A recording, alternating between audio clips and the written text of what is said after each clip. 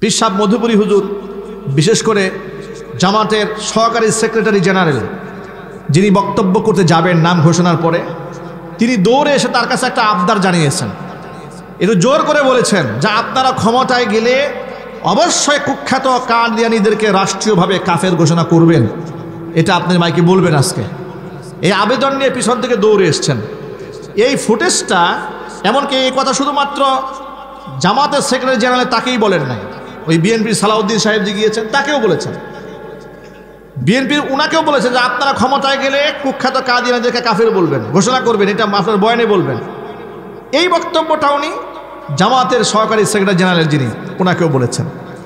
এই বক্তব্যের ফুটেজটা ফেসবুকে প্রচার করা হলো এইভাবে, জামাতের সহকারী সেক্রেটারি তিনি বক্তব্য দিতে যাওয়ার সময় মধুপুরী পীর সাহেব তাকে বক্তব্যে বাধা দিয়েছেন, তাকে অপমান করেছেন, বক্তব্য দিতে দেন নাই।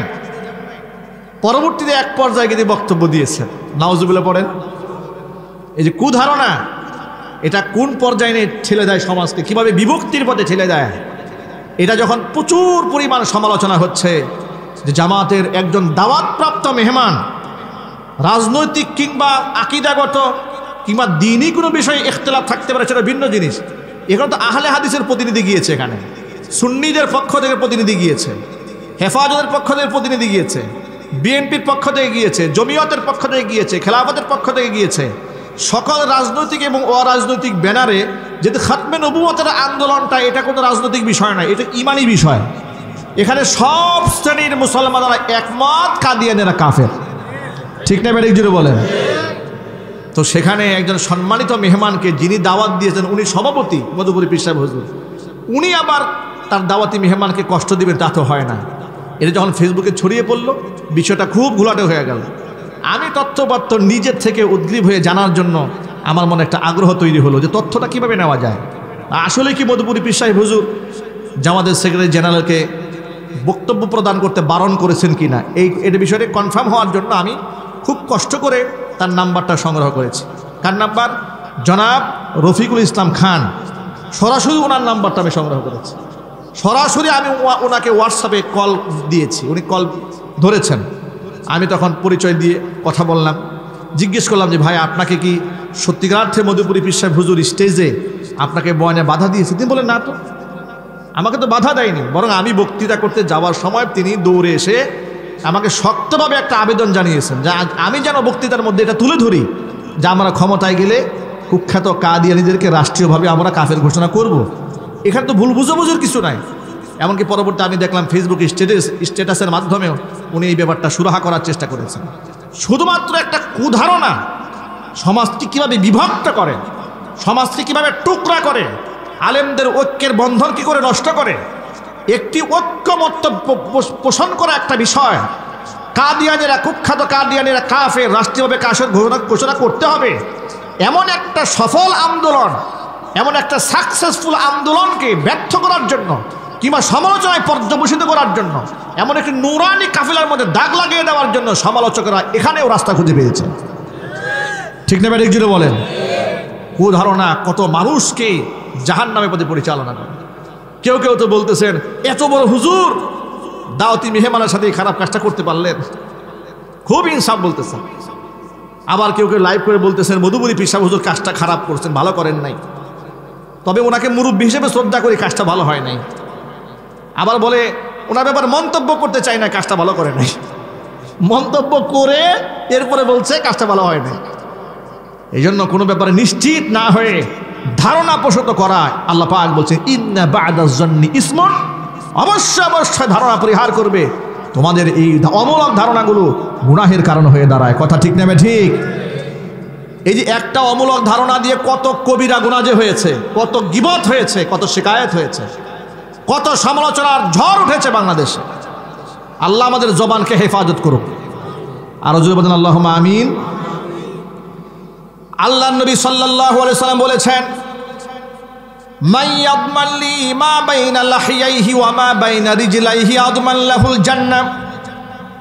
দুইটা অঙ্গের গ্যারান্টি যে আমাকে দেবে, আমি নবীজি তাকে জান্নাতের গ্যারান্টি দেব।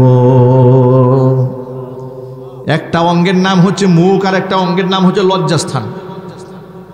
যেই ব্যক্তি মুখের গ্যারান্টি দেবে, জবানের গ্যারান্টি দেবে, যেই ব্যক্তি লজ্জাস্থানের গ্যারান্টি দেবে, রাসূল বলেন আদমাল্লাহুল জান্নাহ, আমি নবীজি তাকে জান্নাতের গ্যারান্টি দেব। সুতরাং এই জবানকে হেফাজত করতে হবে। আল্লাহ পাক যেন আমাদের তৌফিক দান করার জন্য বলেন আমিন। লজ্জাস্থানকে হেফাজত করার তৌফিক দান করার জন্য বলেন আল্লাহুম্মা আমিন। ভাইরা আমার, মূল কথায় ফিরে আসি। হিংসা মানুষকে ধ্বংস করে দেয়। শয়তান ঈসা আলাইহিস সালাতু ওয়াস সালামকে বলল, আল্লাহর নবী ঈসা, তাম দুনিয়া ঘুরে ঘুরে আমি আলেমদের কাছে হিংসা বিক্রি করব। জোরে জোরে বলেন নাউযুবিল্লাহ। ঈসা আলাইহিস সালাম জিজ্ঞেস করলেন তৃতীয় অবস্থার মধ্যে আছে কি? বলে তৃতীয় অবস্থার মধ্যে আছে জুলুম। তাম দুনিয়া ঘুরে ঘুরে যত রাজা বাদশাহ আছে, ক্ষমতাধর ব্যক্তিবর্গ যারা আছে, ক্ষমতাসীন ব্যক্তিদের কাছে আমি জুলুম বিক্রি করব। যার বাস্তব প্রমাণ আমরা দেখতে পাই, চেয়ারে যেই ব্যক্তি বসে সেই ব্যক্তি জালেম হয়ে যায়। চেয়ারে যারাই বসে তারাই জালেম হয়। বেশিরভাগ ক্ষেত্রে ইনসাফগার মানুষ খুব কম পাওয়া যায়। মুসনাদে আহমদের মধ্যে এসেছে, ইবনে মাজার মধ্যে এসেছে, নবী করিম সাল্লাল্লাহু আলাইহি সাল্লাম বলেছেন ইন্নাকুম লাতুহরাসুনাল ইমারা, রাজত্বের লোভ, নেতৃত্বের লোভ তোমাদেরকে পেয়ে বসবে। তবে মনে রেখো ওয়াসাতাকুনুনা দামাতান ইয়াউমাল কিয়ামা, এই নেতৃত্বের লোভ কিয়ামতের দিন তোমাদের সকলের জন্য আফসোসের কারণ হয়ে দাঁড়াবে। মাত্র 10 জন মানুষের নেতাও যারা ছিল দুনিয়াতে, কিয়ামতে আফসোস করে বলবে রব্বুল আলামিন 10 জন মানুষের নেতা কেন হয়েছিলাম? নেতা না হয়ে যদি আমার সৃষ্টির পর থেকে চুলের মুষ্টির মধ্যে বেঁধে আর সে মুআল্লার সাথে ঝুলাই রাখটা এটা আমার জন্য কল্যাণকর ছিল, কেন আমি 10 জন মানুষের নেতা হতে গিয়েছিলাম?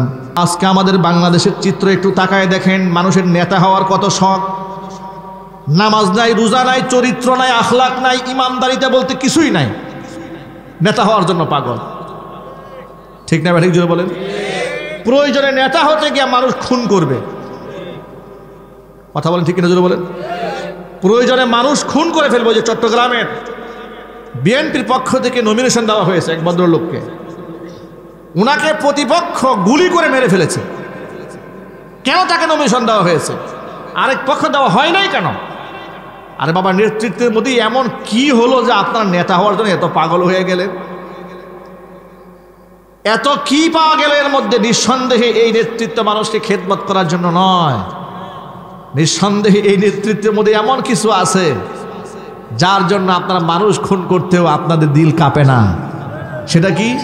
নেতৃত্ব মানেই হচ্ছে টেন্ডারবাজি, নেতৃত্ব মানেই হচ্ছে চাঁদাবাজি, নেতৃত্ব মানেই হচ্ছে মানুষকে শোষণ করা, নেতৃত্ব মানেই হচ্ছে রাষ্ট্রের সম্পদ চুরি করে বিদেশে পাঠিয়ে বেগম পাড়ায় বাড়ি বানিয়ে দেওয়া।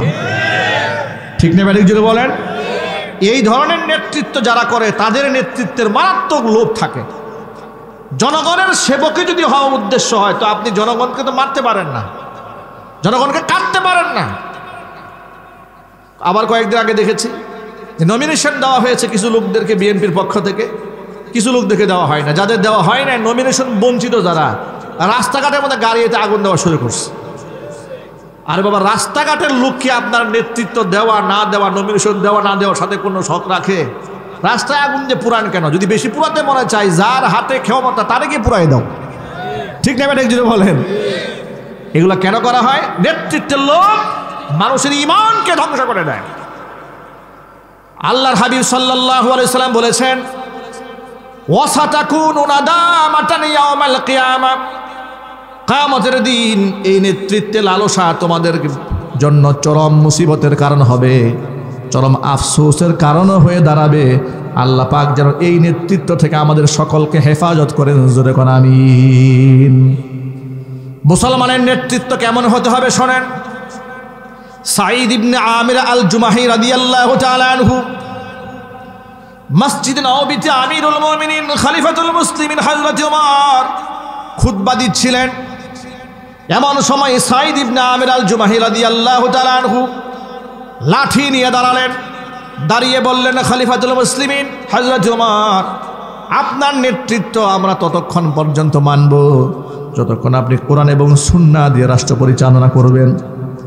কোরআন সুন্নাহর বাহিরে যদি আপনি রাষ্ট্র পরিচালনা করেন এই যে হাতের মধ্যে যে লাঠি দেখতে পাচ্ছেন, লাঠি দিয়ে আপনার ফয়সালা করব। ভাবা যায় ওপেন মজলিসে জুমার দিন জুমার খুতবারত অবস্থায় দাঁড়িয়ে আছেন হযরত ওমর। সাঈদ ইবনে আমির আল জুমাহি লাঠি নিয়ে বলছেন, কোরআন সুন্নাহ দিয়ে রাষ্ট্র চালাবেন, আনুগত্য করবেন, ব্যতিক্রম করবেন, এই লাঠি দিয়ে আপনার ফয়সালা করবেন। আল্লাহু আকবার বলেন। হযরত ওমর কি রাগ হয়ে গেলেন নাকি? না, রাগ হন নাই। তিনি রাগ হতেন কোন জায়গায়? শরীয়ত গর্হিত কাজ যেখানে দেখতেন, শরীয়ত লঙ্ঘিত হতো যেখানে, সেখানে তিনি রাগ হতেন। এখানে তো শরীয়ত লঙ্ঘিত হয় নাই, বরং এখানে শরীয়তকে মজবুত করে আঁকড়ে ধরা হয়েছে। তিনি খুশি হয়ে গেলেন, চিৎকার দিয়ে এখন আল্লাহু আকবার। নামাজ শেষ হয়ে গেল, সাঈদ ইবনে আমির আল জুমাহিকে তিনি ডাকলেন, শোনো, কুফা অঞ্চলের একটা এলাকা আছে, কুয়াইফা, ইতিহাসের পাতায় পাওয়া যায়। ওই অঞ্চলে একজন গভর্নর দরকার। দীর্ঘদিন ধরে লোকেরা আমাকে একজন ভালো গভর্নর চাচ্ছে, তা আমি সেই এলাকায় তোমাকে গভর্নর হিসেবে পাঠাতে চাই। সাঈদ ইবনে আমির আল জুমাহি বললেন যে না, খলিফাতুল মুসলিমিন, আপনি যদি আমাকে ইখতিয়ার দেন যে আমি গভর্নর হব না হব না, যদি এই ব্যাপারে আপনি আমার ইখতিয়ার দেন, তাহলে আমি এই নেতৃত্ব থেকে পানাহা চাই। আর আপনি যদি আমিরুল মুমিনিন হয়ে আপনি আমাকে হুকুম করেন, অর্ডার করেন, তাহলে তো আমি মানতে বাধ্য। আপনি একে আমাকে হুকুম করছেন না ইখতিয়ার দিচ্ছেন? আমিরুল মুমিনিন বলছে, আমি আপনাকে হুকুম করছি। সুবহানাল্লাহ। তিনি নেতৃত্ব গ্রহণ করলেন। তারা নেতৃত্ব নিতে চাইতেন না, তাকে দেওয়া হয়েছে। মনে রাখবেন, যেই ব্যক্তি নেতৃত্ব চেয়ে নেয়, আল্লাহ রহমত থেকে সে বঞ্চিত হয়। আর যেই ব্যক্তি এলাকার মানুষ যাকে নেতা বানায়, সেই ব্যক্তি আল্লাহর পক্ষ থেকে সাহায্যপ্রাপ্ত হয়। এখন আপনারা প্রশ্ন করবেন, হুজুর, তাহলে ইসলামিক দলের অমুক নেতা তমুক নেতা তারাও তো নির্বাচনে ভোট চায়, তাহলে এটা কেমন? এটা হচ্ছে ওই ক্ষেত্রে জায়েজ বলেছেন ফুকাহায়ে কেরাম, কোরআন শরীফের একটা আয়াত থেকে। ইউসুফ আলাইহিস সালাতু ওয়াস সালাম যখন 12 বছর কারাগারে বন্দী থাকার পরে যখন তিনি বের হলেন কারাগার থেকে, বের হওয়ার পরে এলাকার মানুষের মধ্যে বিরাট বড় শঙ্কা দেখতে পেলেন যে কিছুদিনের মধ্যে এলাকার মধ্যে দুর্ভিক্ষ দেখা দেবে, ফসল আদিগুলো যত্ন সহকারে রাখতে হবে। এলাকার মানুষের নিরাপত্তা নিশ্চিত করার জন্য তিনি বাদশাকে বলেছেন, ক্বালা জাআলনি আলা খাযাইনিল আরদ ইন্নী হাফিজুন আলিম। আপনি আমাকে খাদ্য মন্ত্রণালয়ের দায়িত্ব দেন, এই ব্যাপারে আমি শুধুমাত্র জ্ঞানী মানুষ না, আমি সংরক্ষণকারী, এবং এটা সংরক্ষণ করার জন্য যে ইলম দরকার, সেই ইলম আল্লাহর পক্ষ থেকে আমি প্রাপ্ত হয়েছি। যখন তিনি দেখলেন যে এটার দায়িত্ব আমি গ্রহণ না করলে অন্য মানুষ যদি দায়িত্ব গ্রহণ করে, এর দ্বারা মানুষের ক্ষতি হবে, ঠিক ওই ক্ষেত্রে নেতৃত্ব চেয়ে নেওয়া জায়েজ আছে। ইমানদার ব্যক্তিরা যখন দেখবে যে আমরা যদি এখানে সৎ নেতৃত্বে না আসি, চেয়ারম্যান না হই, এমপি না হই, মন্ত্রী না হই, এখানে চোরেরা চেয়ারম্যান হবে, লম্পটেরা এমপি হবে, ডাকাত এবং খুনিরা মাস্তানেরা রাষ্ট্র দখল করে দেশকে বিদেশের কাছে বিক্রি করে দেবে, তখন ইমানদার সৎ ব্যক্তিরা রাষ্ট্রের দায়িত্ব নেওয়ার জন্য ইনসাফের সাথে দাঁড়িয়ে বলবে, আপনারা আমাদেরকে সমর্থন দেন, আমরা কোরআন দিয়ে রাষ্ট্র চালাবো।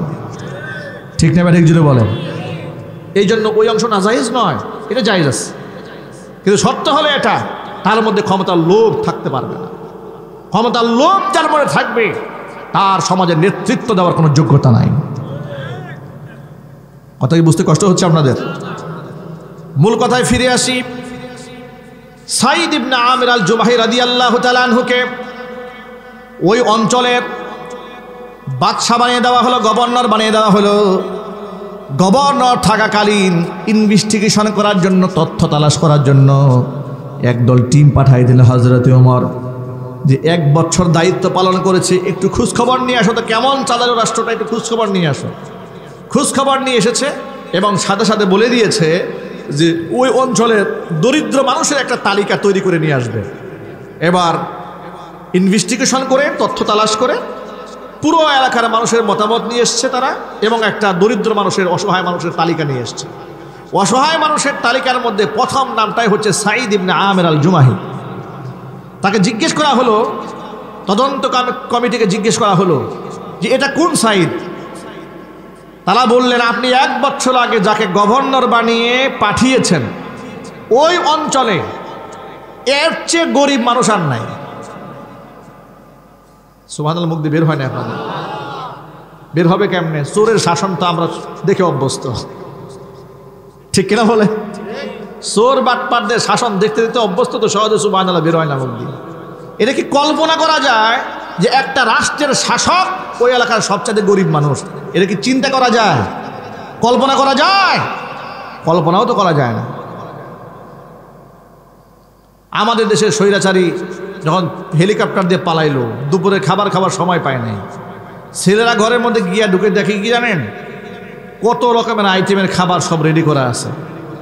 এরপরে ফ্রিজের মধ্যে বড় বড় মাছ, আইর মাছ, বোয়াল মাছ, এই মাছ সেই মাছ, মানে মাছের কোনো শেষ নাই, গোশের কোনো শেষ নাই তার ঘরে। অথচ উনি আবার গরুর গোশতের পরিবর্তে কাঁঠাল দিয়া বার্গার খাওয়ার জন্য রেসিপি জাতিকে উপহার দিত। ঠিক না ঠিক জোরে বলেন? তো এগুলা তো আমাদের দেখে অভ্যস্ত, কিন্তু ইসলামিক শাসন ব্যবস্থা কেমন সুন্দর আর স্বচ্ছ হয় এটা আমরা দেখি নাই। চিৎকার দেখুন আল্লাহু আকবার। ভাইরা আমার, সাইদ ইবনে আমির আল জুমাহি রাদিয়াল্লাহু তাআলা আনহুর এই অবস্থা দেখে খলিফাতুল মুসলিমিন হযরত ওমর নিজের পক্ষ থেকে 1000 স্বর্ণ মুদ্রা তার জন্য হাদিয়া পাঠালেন। 1000 স্বর্ণ মুদ্রা হাদিয়া পাঠানোর পরে এই হাদিয়ার প্যাকেট যখন তার হাতে পড়েছে, তখন সাইদ ইবনে আমির আল জুমাহি রাদিয়াল্লাহু তাআলা আনহু ঘরের মধ্যে হাদিয়া পাওয়া মাত্র পড়লেন ইন্না লিল্লাহি ওয়া ইন্না ইলাইহি রাজিউন। ঘরের বউ জিজ্ঞেস করে যে খলিফার কাছ থেকে চিঠি আসার পর আপনি ইন্না লিল্লাহি ওয়া ইন্না ইলাইহি রাজিউন বললেন, খলিফা কি মারা গেছেন নাকি? সুবহানাল্লাহ বলবেন না ভাই? হযরত ওমর মারা গেছে, তো মারা না গেলে আপনি ইন্না লিল্লাহি ওয়া ইন্না ইলাইহি রাজিউন বললেন কেন? তিনি বললেন, না, হযরত ওমর তো মারা যান নাই, তাহলে ইন্না লিল্লাহি বললেন কেন? বলে তার চেয়েও দুঃসংবাদ আছে, খলিফা ওমর তো মারা যান নাই, এর থেকেও বড় দুঃসংবাদ আছে। জিজ্ঞেস করলেন তার চাইতে বড় দুঃসংবাদ কি? তিনি বললেন, বড় দুঃসংবাদ হলো খলিফা আমার জন্য 1000 স্বর্ণ মুদ্রা হাদিয়া পাঠিয়েছে।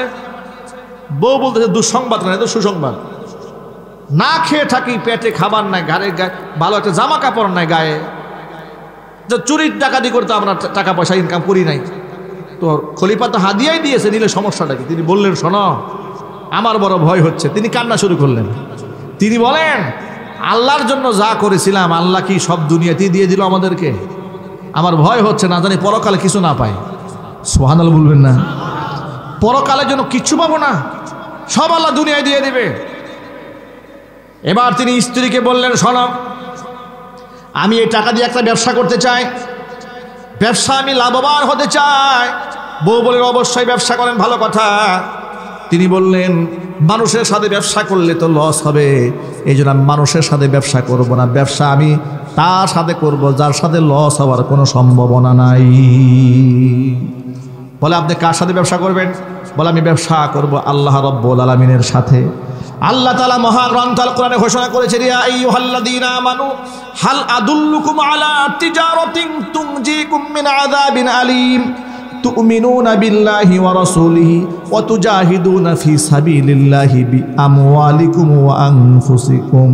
সুবহানাল্লাহ বলেন। আল্লাহ পাক বলেছেন, হে ইমানদারগণ, হাল আদুল্লুকুম আলা তিজারাতিন তুনজিকুম মিন আযাবিন আলীম, এমন একটা ব্যবসা কি তোমাদেরকে দেখাই দেব না যে তোমাদেরকে কঠিন আযাব থেকে রক্ষা করবে? সেটা হচ্ছে তুমিনুনা বিল্লাহি ওয়া রাসূলিহি, ঈমান আনবে আমি আল্লাহ এবং আমার রাসূলের উপরে, ওয়া তুজাহিদুনা ফি সাবিলিল্লাহি বিআমওয়ালিকুম ওয়া আনফুসিকুম, জিহাদ করবে আমি আল্লাহর পথে জান এবং মাল দিয়ে। জান এবং মাল দিয়ে জিহাদ করাটাকে আল্লাহ পাক কোরআনে ব্যবসা বলে উল্লেখ করেছেন। সাইদ ইবনে আমির আল জুবাহি বলেন, আমি রবের সাথে টাকা দিয়ে বাণিজ্য করতে চাই। চিৎকার যখন আল্লাহু আকবার। এরপরে তিনি পুরো টাকাটায় গরিব অসহায়দের মধ্যে দান করে দিয়েছেন। যদি বলেন আল্লাহু আকবার।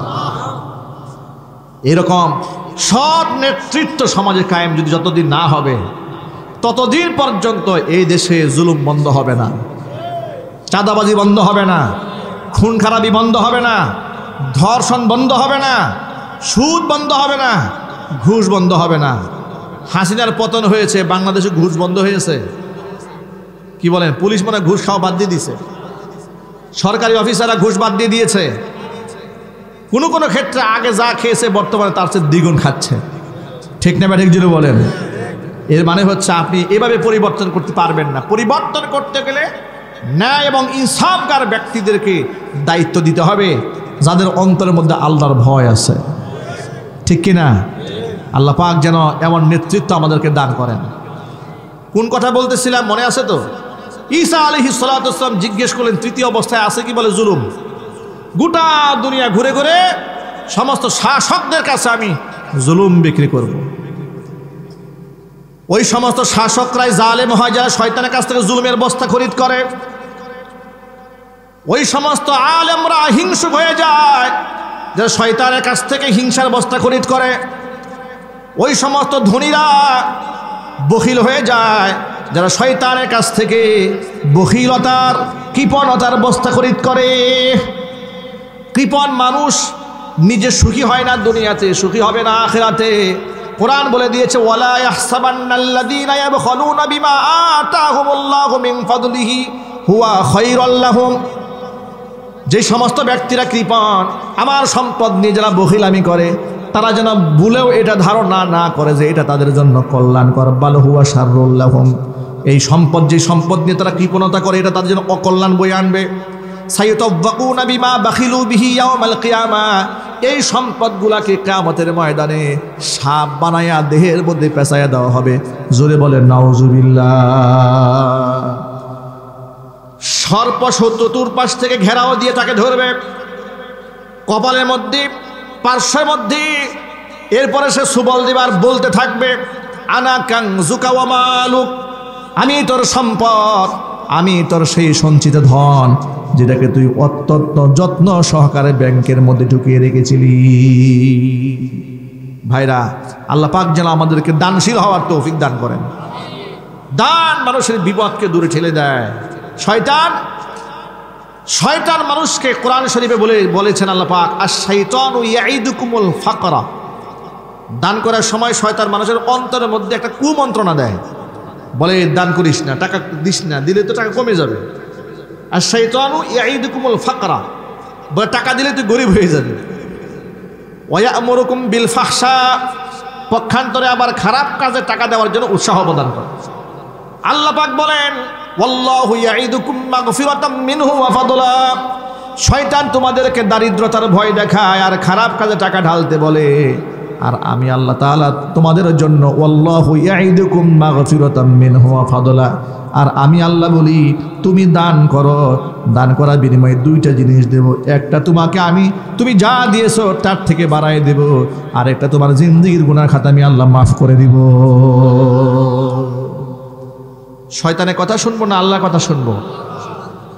যদি বলুন কার কথা শুনবো? আমরা মন প্রাণ উজাড় করে আল্লাহর পথে ব্যয় করব, বলুন ইনশাআল্লাহ। কৃপণ মানুষের অবস্থা কেমন হয় দেখেন। গরিব মানুষকে টাকা দিতে গেলে পকেটের সিরা টাকাটা দেয়। মসজিদের দান বাক্সে টাকা ঢুকাবার সময় সিরা টাকা খুঁজে খুঁজে বের করে দেয়, যে টাকাটা চালাইতে পারে না। এই চরিত্রের লোক আছে না? আমি গাজীপুর বুটবাজার কেন্দ্রীয় মসজিদে জুমার নামাজ পড়াই দীর্ঘদিন ধরে। হাজি মোহর খান ওয়াকফ ট্রাস্টের কেন্দ্রীয় জামে মসজিদের মোতাউল্লি সাহেব ছিলেন হাজি গিয়াসউদ্দিন খান, মারা গেছেন, আল্লাহ পাক জান্নাতুল ফেরদাউস দান করেন। উনি একদিন আমাকে বলতেছেন জুমার নামাজের বয়ানের আগে, হুজুর আজকে মসজিদে সিরা টাকা নিয়ে একটা ওয়াজ করবেন। আমি বললাম কেন, কি হয়েছে? ভাই মসজিদের দান বাক্স খুললে এমন কিছু টাকা পাওয়া যায়, এই টাকা ব্যাংকেও নেয় না। এত সিরা টাকা সব সময় পায়, কম বেশি সব সময় এমন কিছু সিরা টাকা পাওয়া যায়। এই টাকাটা লোকেরা কেন দেয় আমি সেটাই বুঝি না। তখন আমি একটা ওয়াজের মধ্যে একটা এক্সাম্পল দিয়েছিলাম যে এরা হচ্ছে ওই শ্রেণীর দানশীল যে এক কৃপণ মানুষ, প্রচণ্ড কৃপণ, নিজেও খায় না, সন্তানদেরকে খেতেও যায় না, ভালো একটা কাপড় নিজেও পরে না, ভালো একটা জুতাও পরে না, কিন্তু কোটি টাকার মালিক। এরকম কিছু খাসিলতের মানুষ আছে না নাই? একটু জোরে বলতে হবে। মানে এইরকম চরিত্র কিছু লোক আছে, টাকা পয়সা আছে, ভালো খায় না, ভালো পরেও না, সব টাকা খালি শুধু জমা করে, শুধু জমা করে। এরকম এক মুসল্লি ছিল আমার, একদিন আমাকে এসে, হুজুর আমি আমার বাবার একমাত্র ছেলে, আমার বাবার অনেকগুলো রুম আছে গাজীপুরে, মাসে 2 লক্ষ টাকা বাড়ি ভাড়া পায়, আমাকে কোনো টাকা পয়সা দেয় না। বাবাকে টাকা পয়সা চাইলে বাবা সবসময় বলে যে আমি টাকা পয়সা দিতে পারবো না, আমার মরের পরে তো তুই মালিক হবি। তো হুজুর আপনি বলেন আমার বাবা কবে মরবে আর কবে টাকার মালিক হব, এ তো বড় মুশকিল, বাবা আমাকে টাকা পয়সা দেয় না। আমি বললাম যে ভাই এটা তো ওনাকে স্পেসিফিক বলা যাবে না, আমাকে বলছে আপনি একটু আপনার মুসল্লি একটু নসিহত করবেন। আমি বললাম যে না, এভাবে নসিহত করা যাবে না। কয় হুজুর আপনি বয়ানের মধ্যে তাহলে কৃপণতা করলে যে কী হবে এটা বলে দিয়ে দিন, এতটুকু চলবে, বিস্তারিত কিছু বলার দরকার নেই। তো যাই হোক, বয়ানের মধ্যে যা বলার বলেছি। আল্লাহ পাক তাকে জান্নাত নসিব করে, লোকটা মারা গেছে, এখন তো ছেলে সব সম্পদের মালিক হয়েছে। যাই হোক, সেগুলো লম্বা হিস্ট্রি। অবস্থায় এমন, ভালো একটা শার্ট পরে না, ভালো একটা জামাও পরে না, এরকম লোক আছে না নাই জুড়ে বলেন? আছে। তো এমন একটা ভদ্রলোক, সে সকাল সকালে, কাল্পনিক গল্প শিক্ষণীয়, সকালবেলা উনি রুটি খেতে বসে। এই শীতের সকাল দেখবেন রৌদ্রে বসে গ্রামের লোকেরা বাহিরে বসে নাস্তা খেতে বসে, ঠিক না? চা বিস্কিট নিয়ে বসে। এই বাচ্চারা দুটা রুটি নিয়ে এবারে বাহিরে বসেছে খাওয়ার জন্য। শীতের সকালে কাক এসে সু মেরে একটা রুটি নিয়ে গেছে। তা কাক তো আর চেনে না কে কোন খাসলাতির লোক। এই যে বিশ্ব ফকির, বিশ্ব বখিল, এ তো আর কাক জানেন না। যখন কাক রুটি নিয়ে গেছে, এই বখিল কাকের পিছনে ছুটছে।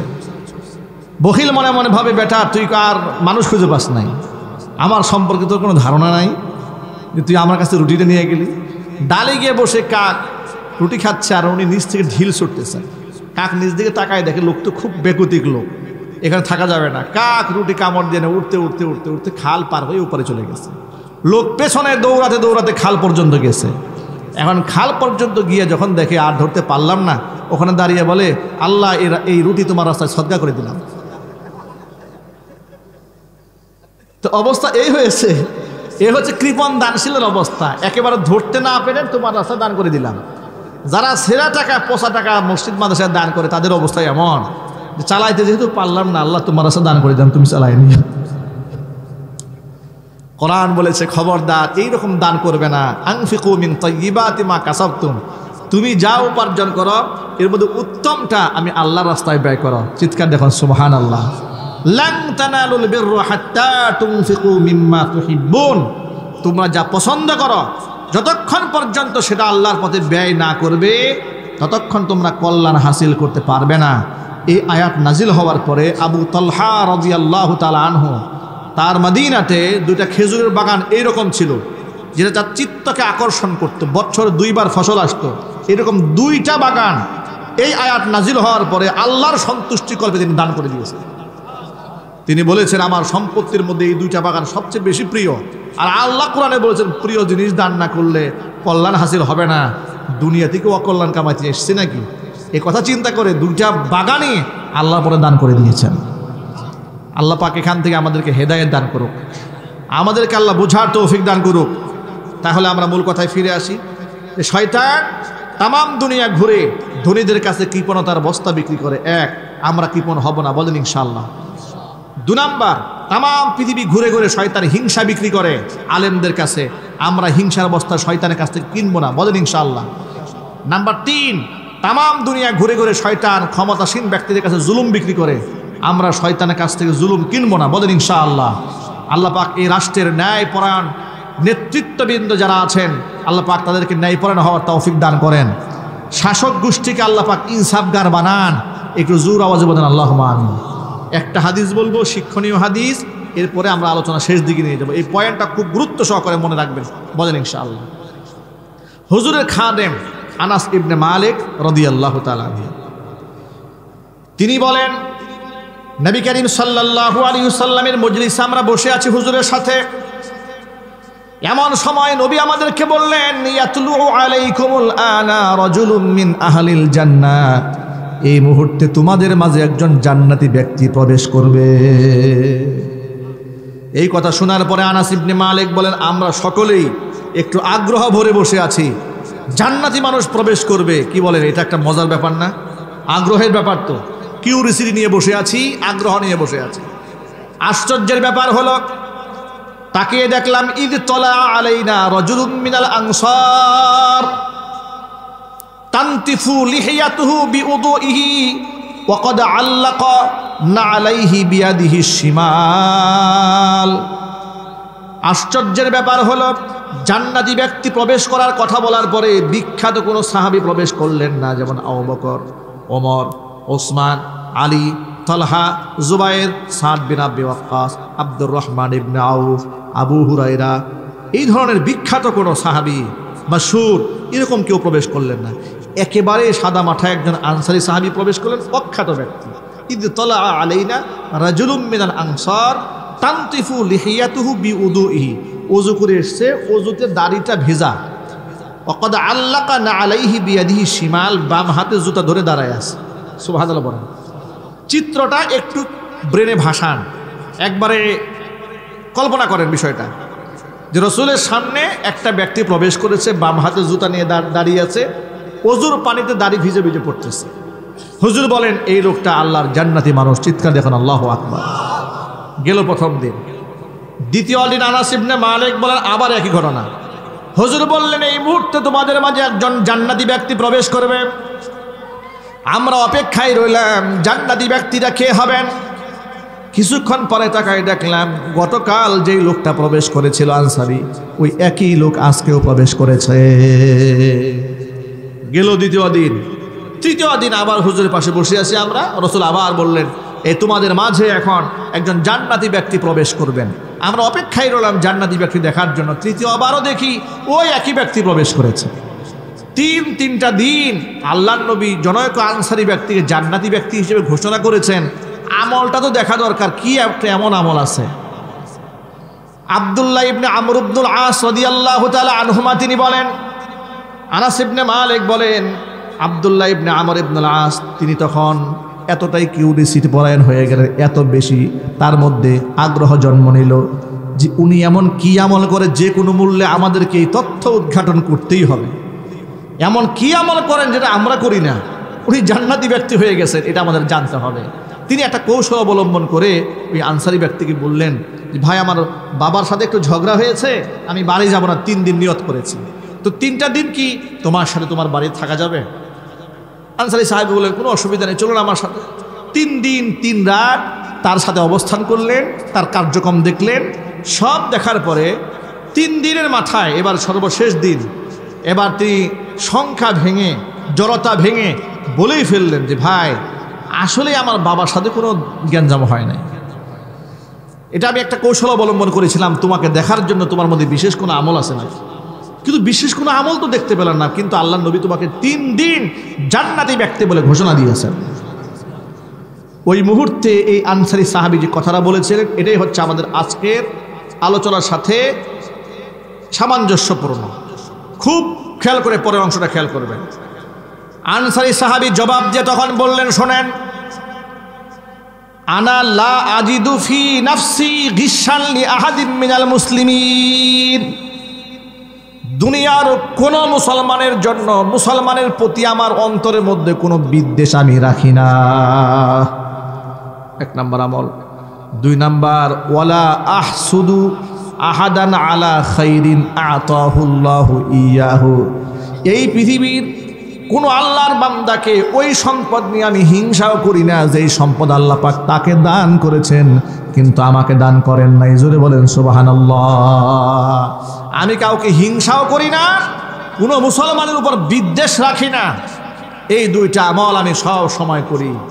আব্দুল্লাহ ইবনে আমর ইবনুল আস বললেন নিঃসন্দেহে এটাই হচ্ছে সে আমল যে আমলের কারণে আল্লাহর নবী তোমাকে জান্নাতি ব্যক্তি ঘোষণা করেছেন। আর এই আমল এত সহজ আমল নয়। কোনো মুসলমানের প্রতি অন্তরে গুসা না রাখা, অন্তরে হিংসা না রাখা, বিদ্বেষ না রাখা, এটা কি সহজ আমল? এটা বিরাট কঠিন আমল। আল্লাহ রাব্বুল আলামিন যেন আমাদের সকলকে হিংসা মুক্ত অন্তর দান করেন। জোরে কোন আমিন। কোরআন বলেছে ইয়াউমা লা ইয়ানফাউ মালু ওয়ালা বানুন ইল্লা মান আতাল্লাহা বিকলবিন সালিম। কিয়ামতে সম্পদ কোনো কাজে আসবে না, সন্তানও কোনো কাজে আসবে না। ইল্লা মান আতাল্লাহা বিকলবিন সালিম, যে ব্যক্তি পরিশুদ্ধ আত্মা নিয়ে হাজির হবে সেটাই তার জন্য কল্যাণের ফয়সালা হবে। পরিশুদ্ধ আত্মা, হিংসাওয়ালা আত্মা কি পরিশুদ্ধ আত্মা? জোরে বলেন। অন্তরের মধ্যে হিংসা আছে, অহংকার আছে, রিয়া আছে, সুমাত আছে, গীবত আছে, এগুলা কি পবিত্র আত্মা না অপবিত্র আত্মা? আমরা আজকে এখানে তওবা করব, আল্লাহ পাক যেন আমাদের সকলের আত্মাগুলারে পাক বানায় দেন। চিৎকার দিয়ে এখন আল্লাহুম্মা আমিন।